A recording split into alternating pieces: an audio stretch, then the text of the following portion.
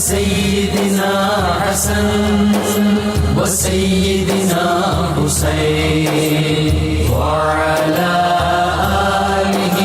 وصحبه وبارك وسلم وسيدتنا زينب وسيدنا حسن الحمد للہ رب العالمین والصلاة والسلام علی سید الانبیاء والمرسلین اللہم صلی علی سیدنا و مولانا محمد وعلی آلہ واصحابہ مبارک وسلم وصلی علیہ۔ دنیا کے تمام دیکھنے والوں کو، تمام چاہنے والوں کو، تمام پیار کرنے والوں کو، اور جہاں جہاں تک اس وقت میری آواز کو سنا اور مجھے دیکھا جا رہا ہے، جنید اقبال کی جانب سے انتہائی محبت کے ساتھ السلام علیکم۔ ایک بار پھر ناظرین، آپ کو پر نور صبح میں صبح نور کے ساتھ میں دل کی گہرائیوں سے خوش آمدید کہتا ہوں، اور آئیے بلا توقف چلتے ہیں حضرت ابو انیس محمد برکت علی علیہ رحمہ کی تعلیف اسماء النبی کریم صلی اللہ علیہ وآلہ وسلم سے رسول اللہ صلی اللہ علیہ وآلہ وسلم کا ایک اسم مبارک پڑھنے اور سننے کی سعادت حاصل کرتے ہیں۔ سیدنا صاحب الجہاد صلی اللہ علیہ وآلہ وسلم، ہمارے سردار جہاد فرمانے والے، درود و سلام بھیجے اللہ آپ صلی اللہ علیہ وآلہ وسلم پر، آپ صلی اللہ علیہ وآلہ وسلم کے آل پاک پر اور صحابہ کرام رضوان اللہ تعالیٰ علیہم اجمعین پر۔ حضرت انس بن مالک رضی اللہ تعالیٰ عنہ سے روایت ہے کہ حضور نبی کریم صلی اللہ علیہ وآلہ وسلم فرمایا کہ قیامت کے دن جب بندے حساب کتاب کے لیے کھڑے ہوں گے تو کچھ لوگ اپنی تلواریں گردنوں پر اٹھائے ہوئے آئیں گے، ان کے اجسام سے خون بہہ رہا ہوگا۔ پوچھا جائے گا کہ یہ کون ہیں؟ جواب ملے گا یہ شہداء ہیں جو اپنی قبور میں زندہ تھے اور انہیں اپنے خالق کی جانب سے رزق بھی دیا جاتا تھا۔ ناظرین کرام، ہمارے ساتھ آج آپ رہیں گے کیونکہ بہت ہی ممتاز بارگاہ میں انشاءاللہ ہم نے مل کے چلنا ہے۔ کائنات کی اس خوش نصیب ترین ہستی کی بارگاہ میں ناظرین مل کر چلتے ہیں جن کے حصے میں اللہ تبارک و تعالیٰ کے پاک کلام کی ترجمانی کا شرف آیا، یعنی جو کہ قرآن پاک کے ماؤتھ پیس تھے ناظرین، یعنی کہ اس کائنات کی تمام عظمت والی کتابوں میں سب سے زیادہ عظمت والی کتاب وہ ہے قرآن، اور قرآن سے بڑھ کر ناظرین اس کائنات میں کوئی کتاب عظمت والی ہے ہی نہیں کہ جو عظمت والی ہستی عظمت والے قرآن کی ترجمان بنی، انہیں دنیا انتہائی ادب سے ترجمان القرآن حضرت عبداللہ ابن عباس رضی اللہ تعالیٰ عنہما کے نام سے یاد کرتی ہے۔ سرور دو جہاں صلی اللہ علیہ وآلہ وسلم کے پیارے چچا جان خاتم المہاجرین جناب عباس علیہ السلام کے لخت جگر حضرت عبداللہ ابن عباس رضی اللہ تعالیٰ عنہما وہ خوش نصیب ترین ہستی ہیں ناظرین، وہ خوش نصیب ترین ہستی، یعنی ان کے بخت پہ ہم قربان جائیں کہ جن کا علم مدینۃ العلم کی دعا کا صدقہ بنا، جن کے مقدر میں اس کائنات کی افضل ترین گٹھی یعنی مصطفی گٹھی آئی۔ یہ وہ قابل رشک ہستی ہیں ناظرین جن کے وجود کو ابتدا ہی میں اس کائنات کا قیمتی ترین اور نایاب ترین لعاب مبارک یعنی لعاب دہن مصطفیٰ صلی اللہ علیہ وآلہ وسلم نصیب ہوا۔ سیدنا عبداللہ ابن عباس رضی اللہ تعالیٰ عنہما فضل و کمال کے اعتبار سے اپنے زمانے کے صف اول کے علماء میں سے تھے، جن کی ذات گرامی ناظرین ایسا صحیفہ تھی جس میں تمام علوم و معارف مجتمع ہو چکے تھے۔ قرآن، تفسیر، حدیث، فقہ، ادب، شعر و شاعری، فرائض اور مغازی وغیرہ کا بہتا سمندر تھے، یعنی کوئی ایسا علم نہ تھا جس میں اللہ تبارک و تعالیٰ نے ان کو حظ وافر عطا نہ فرمایا ہو۔ بالخصوص ناظرین کلام اللہ کی تفسیر و تعویل میں جو مہارت اور آیات قرآنی کے شان نزول اور ناسخ و منسوخ کے علم میں جو وسعت اللہ تعالیٰ نے آپ کو عطا فرمائی ہوئی تھی شاید ہی کسی کے حصے میں آئی ہو۔ سیدنا عبداللہ ابن عباس رضی اللہ تعالیٰ عنہما وہ ہستی ہیں ناظرین جن کے صبح و شام لڑکپن کے عالم میں اس حجرے میں گزرے جو حجرہ کائنات کا سب سے زیادہ مقدس ترین حجرہ ہے، جنہیں کائنات کی سب سے زیادہ مقدس ترین صحبت یعنی صحبت مصطفیٰ صلی اللہ علیہ وآلہ وسلم نصیب ہوئی، جنہیں کائنات کی سب سے عظیم ہستی کی خدمت گزاری یعنی خدمت سرور دو جہاں صلی اللہ علیہ وآلہ وسلم نصیب ہوئی، جنہیں کائنات کی سب سے عظیم ترین ہستی کی دعا یعنی دعائے مالک کون و مکان نصیب ہوئی، جنہیں کائنات کی عظیم ترین ماں یعنی سیدہ میمونہ سلام اللہ علیہ کا رحمت بھرا سایہ نصیب ہوا، جنہیں سرکار مدینہ صلی اللہ علیہ وآلہ وسلم سے بے انتہا محبت تھی، اور جو سرکار دو عالم صلی اللہ علیہ وآلہ وسلم کے پروٹوکول کا بے انتہا اکرام فرمایا کرتے تھے۔ یعنی ناظرین میں آپ کو کیا بتلاؤں کہ سرور دو جہاں صلی اللہ علیہ وآلہ وسلم کی چاہت کے باوجود بھی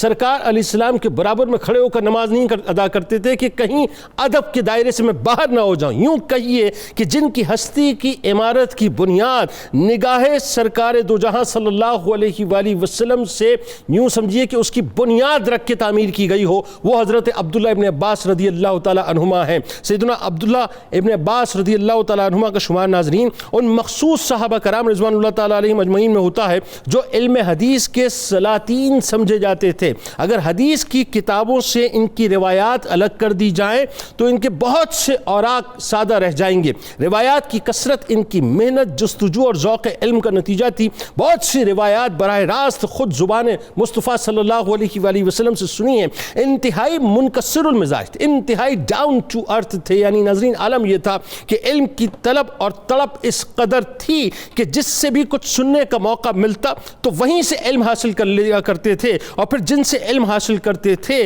ان کا ادب ایسے کیا کرتے تھے جیسے کہ ایک تابع فرمان شاگرد اپنے استاد کا ادب کیا کرتا ہے۔ یعنی ادب دیکھیے ناظرین کہ ایک مرتبہ سیدنا زید بن ثابت رضی اللہ تعالیٰ عنہ کی سواری کی آپ نے لگام تھام لی تو انہوں نے فرمایا کہ رسول اللہ صلی اللہ علیہ وآلہ وسلم کے چچا زاد ایسا نہ کریں۔ ابن عباس رضی اللہ تعالیٰ عنہما نے فرمایا کہ ہمیں اپنے علماء کا ایسے ہی احترام کرنے کا حکم دیا گیا ہے۔ سیدنا زید رضی اللہ تعالیٰ عنہ ناظرین اسی وقت عبداللہ ابن عباس رضی اللہ تعالیٰ عنہما کے ہاتھوں کو بوسہ دیا، ان کو چوما اور چوم کر فرمایا کہ ہمیں خاندان نبوت کے ساتھ ایسے ہی تعظیم کا حکم دیا گیا۔ یعنی ایک طرف مقام و مرتبہ ان کے سامنے واضح ہے ناظرین، لیکن انکساری کا یہ عالم تھا کہ آپ اپنے اساتذہ کے آگے اس انداز سے جھک جایا کرتے تھے۔ آغاز کرتے ہیں پروفیسر صاحب آپ سے۔ بڑی ظاہر ہے ایسی کمال اور علمی شخصیت کے دیکھیے ہر میدان ایسا لگتا ہے کہ ابن عباس رضی اللہ تعالی عنہما کا میدان ہے اور انہی کے لیے سجایا گیا، اور ظاہر ہے رہتی دنیا تک جو علم کے طلبگار ہیں وہ آپ سے فیضیاب ہوتے رہیں گے۔ میرا خیال ہے سب سے پہلے آپ کی شخصیت جو انفرادی طور پہ آپ کا خاندانی تعارف، پیدائش، پھر جو گٹھی کا معاملہ ہے سرکار علیہ السلام نے دی، والدین کا قبول اسلام اور ہجرت مدینہ تک، یہاں تک ہمیں لے جائیے آپ۔ بسم اللہ الرحمن الرحیم۔ جزا اللہ عنا محمدا صلی اللہ علیہ وسلم ما ہوا اہلہ۔ بہت شکریہ جنید اقبال صاحب، آج آپ ہمیں ان مقدس ہستیوں کی صحبت میں لے آئے کہ جن کے متعلق اللہ تعالیٰ نے سورہ الزمر میں فرمایا کہ اولئک الذین ھداھم اللہ واولئک ہم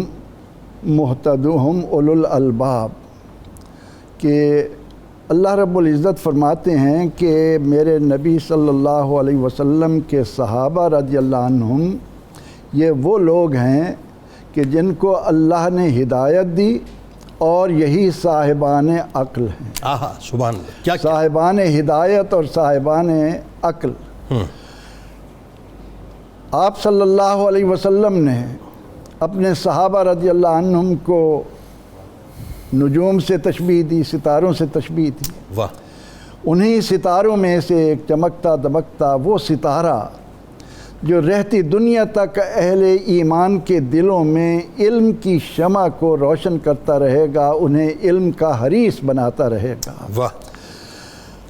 آپ انفرادی طور پر اگر ہم دیکھیں تو حضور سید عالم صلی اللہ علیہ وسلم کے چچا زاد ہیں۔ آپ کی والدہ ام الفضل حضرت لبابہ نبی اکرم رحمت عالم صلی اللہ تعالی علیہ وسلم کی ازواج مطہرات میں سے ام المومنین حضرت میمونہ یہ سگی بہنیں ہیں۔ خالد بن ولید رضی اللہ عنہ کی والدہ بھی ان کی بہن ہے۔ یعنی آپ تینوں بہنیں ہیں؟ تینوں بہنیں۔ خالد بن ولید رضی اللہ تعالیٰ عنہ کی والدہ حضرت میمونہ سلام اللہ علیہ اور حضرت ام فضل سلام اللہ علیہ۔ اب اس خانوادے میں جہاں کہ آپ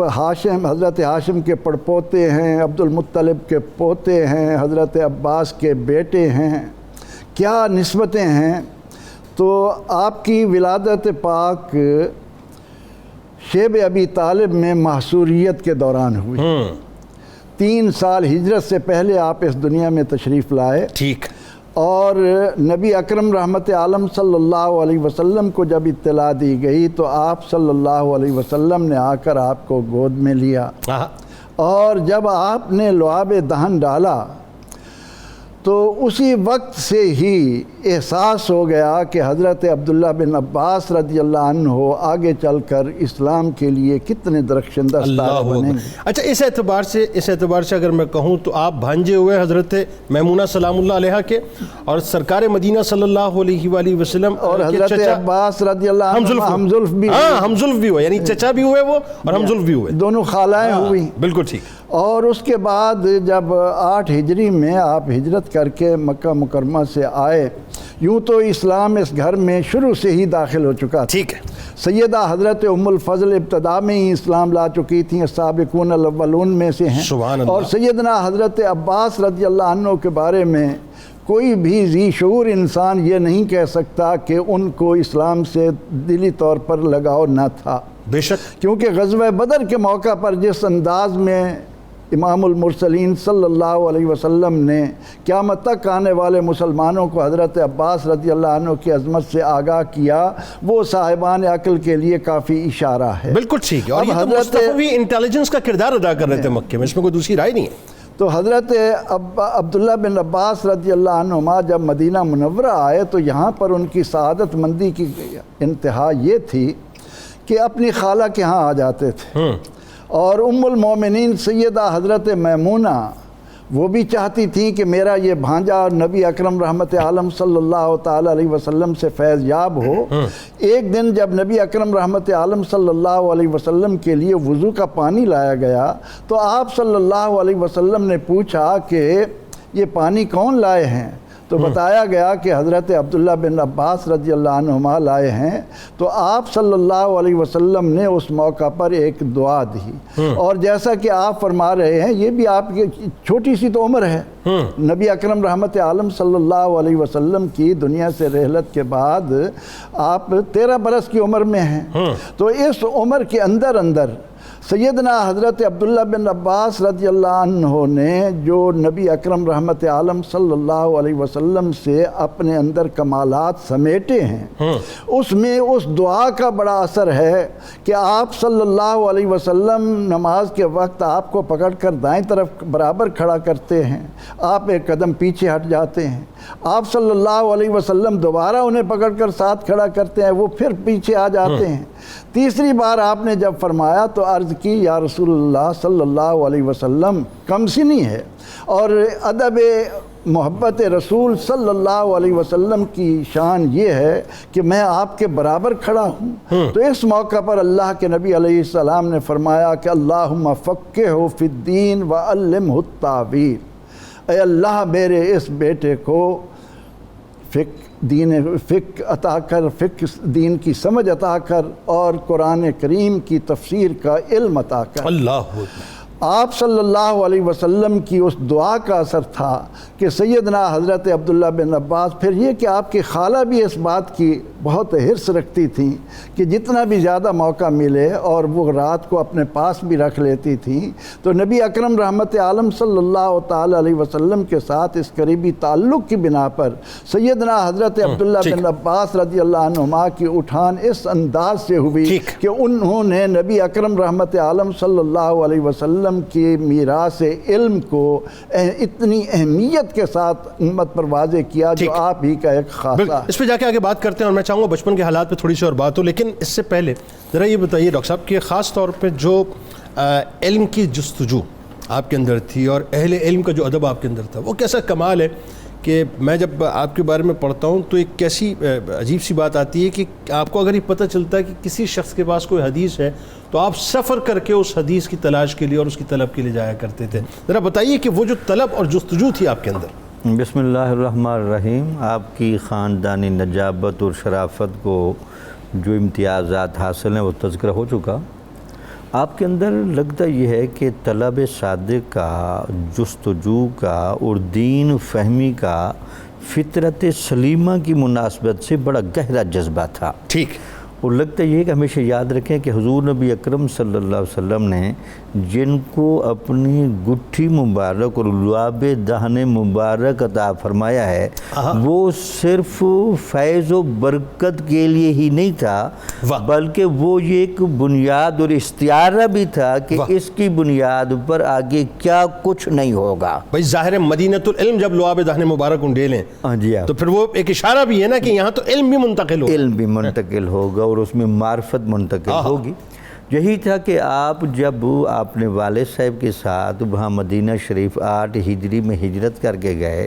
تو یہ جو 2 سال کا دورانیہ ملا ان 2 سالوں میں آپ کو چیک کریں آپ نے کوئی لمحہ بھی صحبت نبوی کے بغیر نہیں گزارا. اللہ اکبر. بڑی کوشش کرتے تھے کہ آپ ان 2 سالوں میں وہ بہت ساری چیزیں حاصل کر لیں جو حضور نبی اکرم صلی اللہ علیہ وسلم سے ذاتی طور پر سننے کے شرف میں آپ کو حاصل ہوں. واہ. اچھا اس میں ایک اور بات بڑی ہے ڈاکٹر صاحب، اس میں بھی ذرا صاحب گفتگو کیجئے گا کہ ظاہر ہے شیب ابی طالب کے موقع پہ جب آپ کی پیدائش ہو رہی ہے تو اگر اس وقت میں دیکھوں تو 8 ہجری میں تقریباً آپ کی عمر جو ہے مورلیس بنتی ہوگی 11 برس. 11 سال. کیونکہ سرکار علیہ السلام نے پردہ فرمایا 13 برس. 13 سال. تو کبار صحابہ اس وقت موجود تھے اور عمر رسیدہ صحابہ اور علمی اعتبار سے بڑا اسٹریچر رکھنے والے صحابہ موجود تھے. وہاں آپ کا طلب علم کا معاملہ جستجو اور پھر آپ کا جو مقام بنا یہ کیسی بات؟ بڑی بات.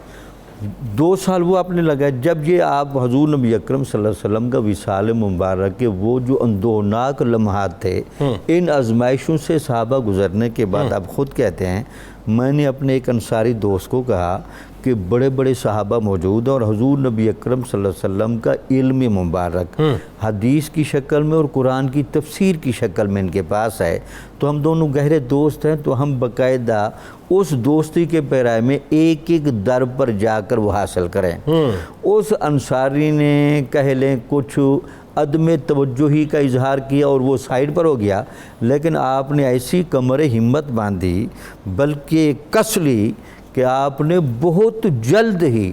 ان تمام علوم کو سمیٹ لیا اور اپنے ذہن میں محفوظ کر لیا حتیٰ کہ بعض کتابوں میں ہے لکھ بھی لیا آپ نے. پھر آپ کا جو جانے کا انداز تھا اور طلب علم کا جو علم کی دنیا والوں کے لیے ایک نمونے کا درجہ رکھتا ہے کہ آپ حضور نبی اکرم صلی اللہ علیہ وسلم کے چچا زاد بھائی ہوں. آپ کو جب بھی پتہ چلتا کہ کوئی صحابی رسول حضور نبی اکرم صلی اللہ علیہ وسلم کے اس فرمان کو جانتا ہے تو آپ قیلولت کے وقت عام طور پر جاتے تھے تاکہ اس قیلولت سے لے کر شام تک ٹائم کافی مل جائے اور جا کر اس کے دروازے کے سامنے چادر بچھا کے وہاں بیٹھے بھی رہتے تھے اور کبھی لیٹ بھی جاتے تھے. جناب عباس علیہ السلام کی اولاد اور وہ جب نکلتے تھے وہ دیکھتے تھے وہ کہتے حضرت آپ نے تو بہت ظلم کیا. وہ کہتے نہیں طالب علم کا طریقہ ایسا ہی ہونا چاہیے اس کو وہ تمام آداب و سلیقے آنے چاہیے کہ جن سے علم لینا ہے معلم کا کیا ادب ہوتا ہے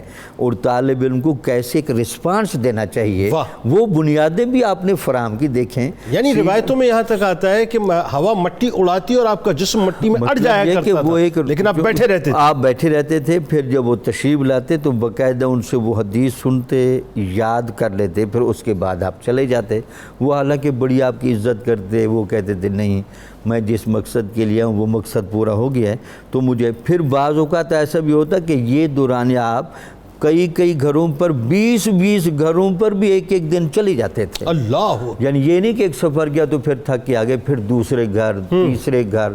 سب سے حتیٰ کہ یہی آپ اس سے حیران ہو کہ حضرت عمر بن خطاب رضی اللہ تعالیٰ عنہ جب مجلس شورا کے ممبران میں بیٹھتے تو حضرت عبداللہ بن عباس کو ساتھ بٹھاتے اور صحابہ آپ کو رش کی نگاہوں سے دیکھتے دیکھ کے یہ چھوٹا سا صاحبزادہ ہو کے یہ علم اور معرفت میں سارے موتی سمیٹ کے بیٹھا ہے اور یہ جو آپ کے جملے تھے وہ رائے رکھتا ہے جو رائے سب سے افضل اور صائب ہوتی ہے تو اس کی وجہ یہی تھی. اس کے بعد پھر آپ نے جو دوسرا مظاہرہ فرمایا کہ آپ کو جب وہ لوگ ملتے جن سے آپ نے علم حاصل کیا ان کو پروٹوکول بڑھا دیتے.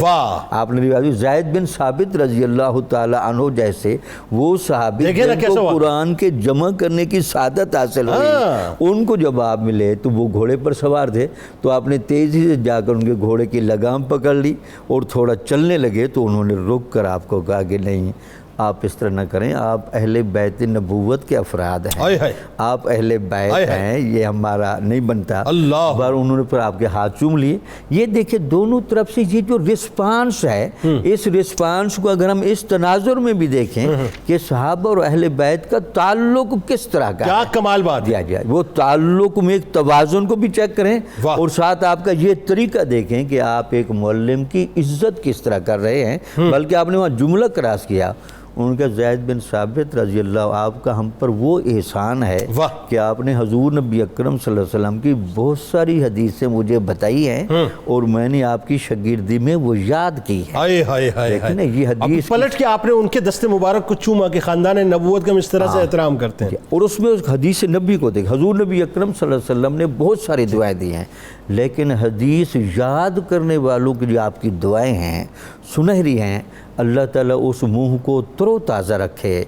جو میری باتیں بیان کرتا ہے اور میری باتیں سن کر وہ یاد کرتا ہے۔ ٹھیک ہے، بات آگے بڑھاتے ہیں۔ اس میں دیکھیں کیسی ایک تو کمال بات ہے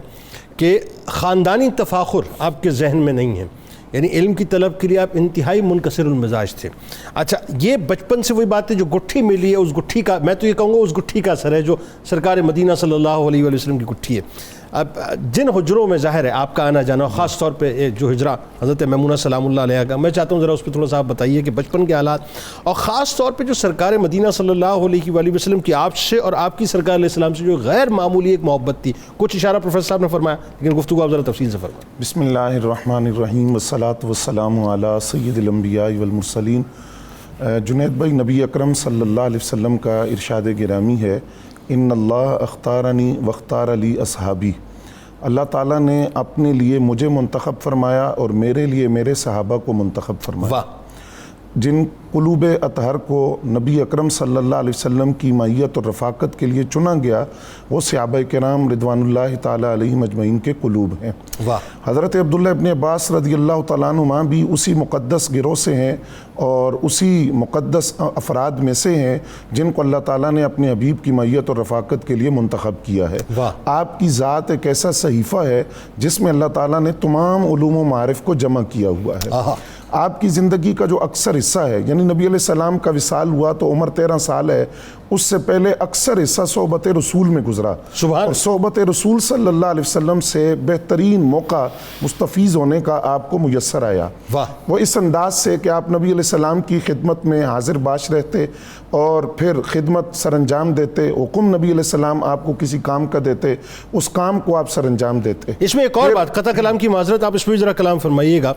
کہ یہ نفسیاتی طور پہ یہ پروون ہے بات کہ یہ جو عمر ہے تقریباً 8-10 برس 11 برس کی 7-8 برس کی، یہ عمر وہ ہے جہاں بچے کی پلانٹیشن ہو رہی ہوتی ہے، عمارت جس شیپ میں ڈال دی جائے ویسا ہی بچہ بنتا ہے، وہ آپ کو جو ہے موقع میسر، وہ موقع صحبت رسول میں گزرا۔ اس میں حضرت میمونہ رضی اللہ تعالیٰ عنہا ام المومنین، ان کے حجرہ میں آپ تشریف لے جاتے، حاضر ہوتے، وہ آپ کی خالہ تھیں، بانجے تھے، ایک شفقت کا رشتہ تھا، محبت کا رشتہ تھا، اکثر پھر اسی کاشان اقدس میں آپ رات بھی بسر کرتے۔ اس حوالہ سے بہت سے واقعات بھی آپ نے بیان کیے، اس میں بطور اعزاز جس بات کو آپ بار بار بیان کرتے ہیں وہ یہ ہے کہ میں نبی اکرم صلی اللہ علیہ وسلم کے لیے وضو کا پانی رکھا کرتا تھا، اس کو بطور اعزاز بار بار بیان کیا۔ انہی میں سے ایک واقعہ آپ یہ بیان کرتے ہیں کہ نبی اکرم صلی اللہ علیہ وسلم جب رات تشریف لائے تو آپ نے 4 رکعت نماز ادا کی، اس کے بعد آپ آرام فرما ہو گئے، رات کا اکثر حصہ گزر گیا، جب کچھ حصہ باقی تھا آپ پھر بیدار ہوئے، نبی علیہ السلام نے نماز ادا کی تو میں آپ کی بائیں طرف کھڑا ہوا، آپ نے سر سے پکڑ کر مجھے دائیں طرف کر دیا۔ اس کو بڑے اعزاز کے ساتھ آپ بیان کرتے ہیں، یہ جو صحبت برے لمحات نبی علیہ السلام کی صحبت میں گزرے ہیں، اور یہ بھی رسول کریم صلی اللہ علیہ وسلم کا استحقاق ہے، جی بالکل، کہ وہ جو چاہے جس طرح سے چاہے نماز کے دوران کر دیں، بالکل۔ اچھا، پھر کبھی ایسا ہوتا کہ نبی علیہ السلام خود آپ کو حکم فرماتے، یہ بھی آپ کی مرویات میں سے بھی ہے، آپ فرماتے ہیں کہ میں بچوں کے ساتھ کھیل رہا تھا، بچپنا تھا، بچوں کے ساتھ کھیل رہا تھا کہ نبی علیہ السلام تشریف لائے تو نبی اکرم صلی اللہ علیہ وسلم کو دیکھ کر میں سمجھ گیا کہ حضور میری طرف تشریف لا رہے ہیں۔ جب میں نے نبی اکرم صلی اللہ علیہ وآلہ وسلم کو دیکھا تو میں ایک دروازے کے پیچھے چھپ گیا، آقا کریم صلی اللہ علیہ وسلم وہاں تشریف لائے، آپ نے مجھے پشت سے بڑی شفقت اور محبت کے ساتھ پکڑا اور پکڑ کر فرمایا کہ جاؤ حضرت امیر معاویہ رضی اللہ تعالیٰ عنہ کو بلا کر لاؤ، یہ حکم فرمایا۔ تو کبھی ایسا ہوتا کہ خود حکم فرماتے۔ پھر اس بچپن کے اندر ادب رسول اور تعظیم رسول کا یہ پہلو کہ ایک روایت تو یہ ہے کہ میں بائیں طرف کھڑا ہوا، دوسری روایت یہ ہے کہ ایک رات جب نبی علیہ السلام نماز پڑھنے ہونے لگے تو میں آپ کے پیچھے آپ کی اقتداء میں مقتدی بن کر پیچھے کھڑا ہوا. اچھا. نبی علیہ السلام نے ہاتھ سے پکڑ کر مجھے اپنے برابر کھڑا کر دیا. فرماتے ہیں اس وقت تو میں کھڑا ہو گیا, جب نماز شروع ہوئی تو میں پھر پیچھے ہٹ گیا. آقا کریم صلی اللہ علیہ وسلم کے پیچھے کھڑا ہوا. جب نماز مکمل ہوئی تو پھر نبی علیہ السلام نے پوچھا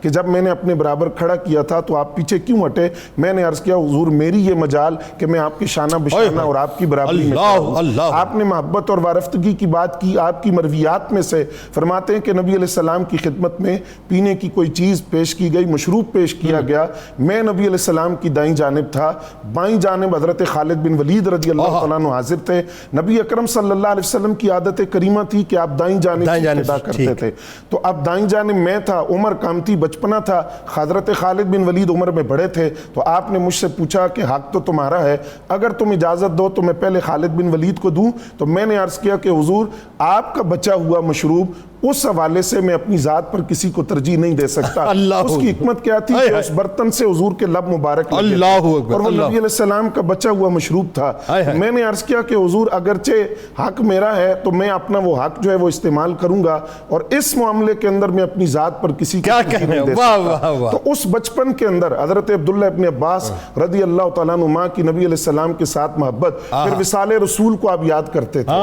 پنجشنبہ یعنی دن کا نام لیا, سوموار کا, اور پھر زاروں کے تار روئے. اس سے آگے بات نہ کر سکے, ہچکی بن گئی. پوچھا گیا کہ اس دن کیا ہوا تھا, تو اتنی بات فرمائی کہ اس دن وصال رسول ہوا تھا. نبی اکرم صلی اللہ علیہ وسلم دنیا سے پردہ فرما گئے. اسی طرح وہ دن جب نبی علیہ السلام کے مرض وصال نے شدت پکڑی, اس دن کو بھی آپ یاد کرتے اور روتے کہ اس میں مرض وصال جو ہے وہ شدت اختیار کر گیا تھا. یہ آقا کریم صلی اللہ علیہ وسلم کی صحبت معیت کا اثر تھا کہ پوری زندگی, وہ جو 13 سالہ زندگی نبی علیہ السلام کی صحبت میں گزری, بچپن کے وہ لمحات, اور بچپن کے اندر جیسا آپ نے فرمایا کہ دل کے اوپر جو چیز نقش ہو جائے وہ پوری زندگی مٹ نہیں سکتی. ایسا ہی ہے. تو وہ محبتیں اور وہ صحبت کا اثر, وہ احترام کے, ادب کے وہ جو جذبات تھے, پوری زندگی آپ کے دل پر نقش. اچھا, حضرت میمونہ سلام اللہ علیہ چونکہ ظاہر خالات تھیں, آپ وہاں رات بھی بسر کیا کرتے تھے ان حجروں میں, اور سرکار مدینہ صلی اللہ علیہ وآلہ وسلم سے ظاہر ہے میں تو کبھی کبھی یہ سوچتا ہوں کہ وہ راتیں جو گزرتی ہوں گی سرکار علیہ السلام سے کیا گفت و شنید ہوتی ہوگی,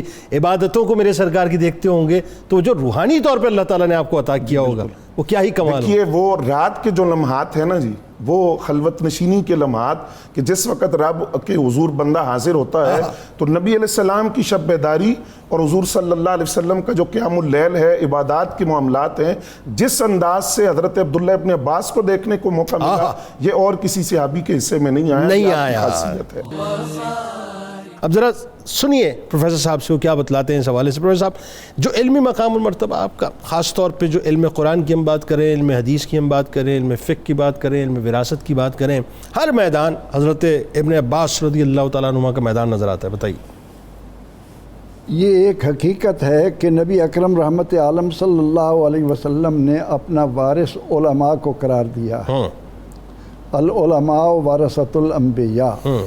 اور پھر نبی اکرم رحمت عالم صلی اللہ تعالی علیہ وسلم نے جس انداز سے عبداللہ بن عباس رضی اللہ عنہما پر نظر ڈالی تھی,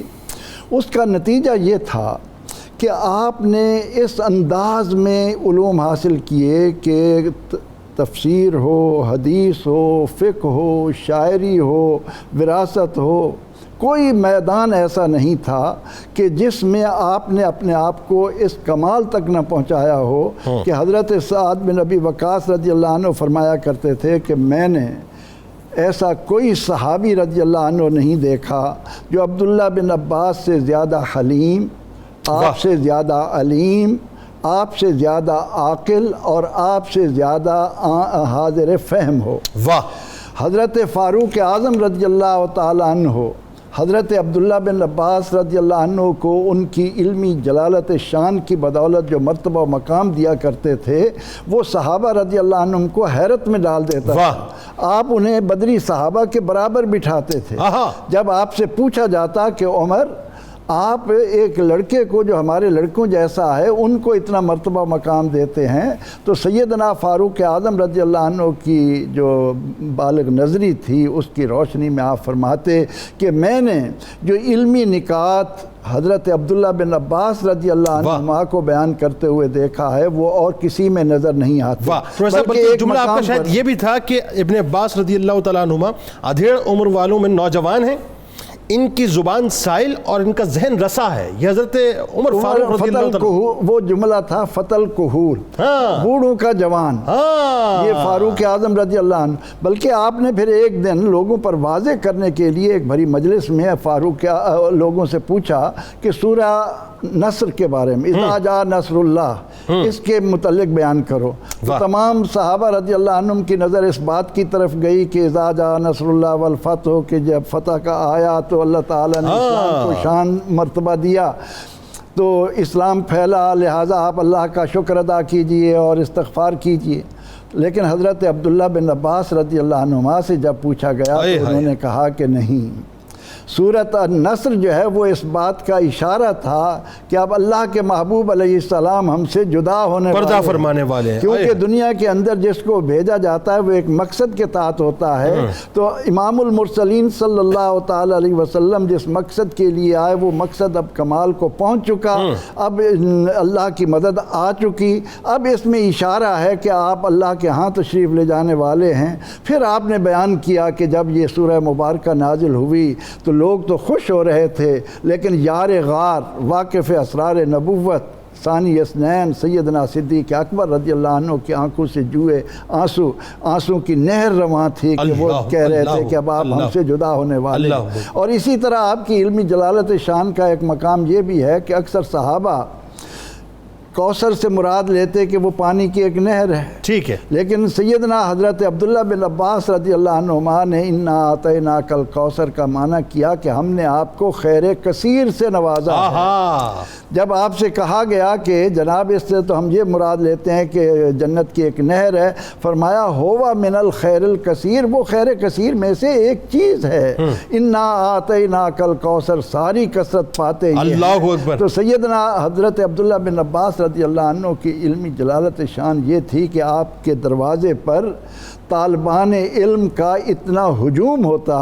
کہ وہاں سے کسی کو گزرنے کا راہ نہیں ملتا تھا، اور پھر آپ ایک ایک گروہ کو بلاتے،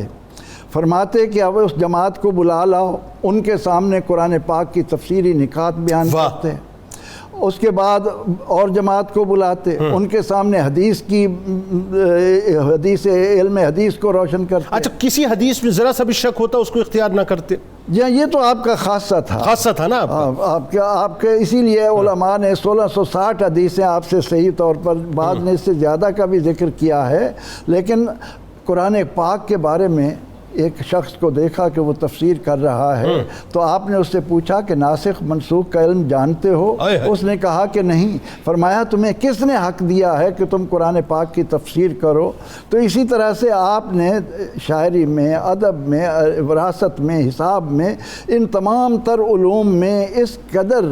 آپ نے ان کو عروج تک پہنچایا کہ لوگ سائل بن کر آپ کے پاس آتے۔ اور حبر الامہ کا تاج پھر آپ کے سر؟ جی ہاں، حبر الامہ، امت کا سب سے بڑا عالم، علم کے کوہ صفات ہے آپ، اس میں کوئی شک نہیں ہے۔ تو سیدنا حضرت عبداللہ بن عباس رضی اللہ عنہ نے خصوصی طور پر تفسیر قرآن کے ضمن میں تنویر المقیاس کی صورت میں، پھر آپ کے فتاویٰ 20 جلدوں میں آپ کی زندگی میں مرتب کر لیے گئے تھے، اتنا بڑا علمی خزانہ آپ نے جمع کیا، اور آنے والی نسلوں کو پیغام دے گئے کہ نبی اکرم رحمت عالم صلی اللہ علیہ وسلم کا سچا شہدائی وہ ہے جو امت میں علم کی سربلندی کے لیے جی۔ اس میں کوئی دوسری